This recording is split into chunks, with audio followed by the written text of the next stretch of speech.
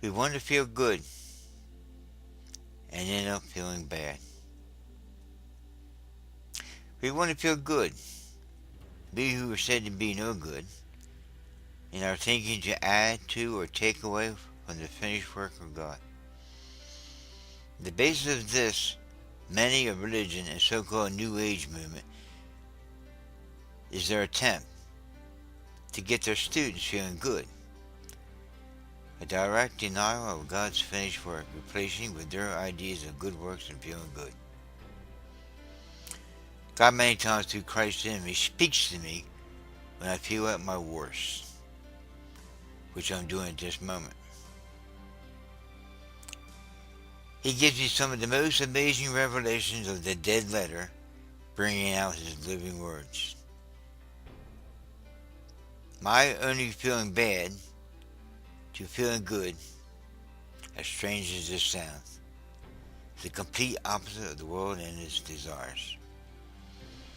The Apostle Paul called it his weakness and God's strength, coming to see that in and of himself there was no good thing in him.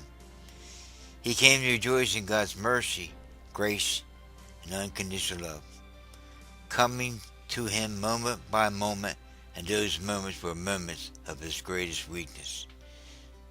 It was these eternal facts, God's mercy, grace, and unconditional love, that came to him moment by moment, was felt to be sufficient, and not his so-called good behavior as he was taught by his religious background. As long as he wanted to feel good, God's goodness remained unexpressed. See this in the good sense of this definition of a pessimist. I feel bad when I feel good because I know I will feel bad again. Paul called it feeling silly when he was being coerced to boasting. He had come to know his true strength. When I feel bad is when I know that it really is God working his goodness through Christ in me, thus there is no room for boasting.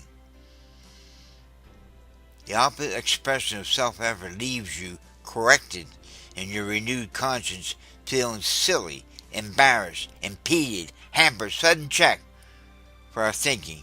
It is our efforts of acting independent of the Lord that's manifesting his words and actions that has caused me to feel good. This matter of adding to or taking away from God's finished work, view of self-effort, how is this? If a work is pronounced complete, finished, how can you add to it without taking away from what is said to be complete and finished? Let me give an illustration. I complete a building project for someone. It's finished. Here they come, thinking to add to it or take away from what I have know is complete.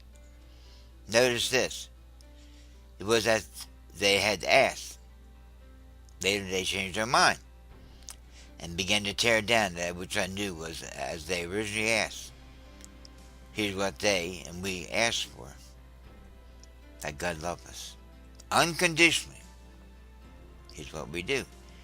We reject this, turning to others that can't offer this. 2. That God accepts us, giving us recognition via mercy and grace. We seek the world's recognition. Temporary. That God give us a deep sense of security, eternal security. We turn to the world for their offer of security, which offers no guarantees. That God create new what we have so poorly created. In this world, there is nothing new. 5. That God give us a sense of adventure in our temporal experience. When we know at his right hand there are pleasures, everlasting, and adventure that has no ending.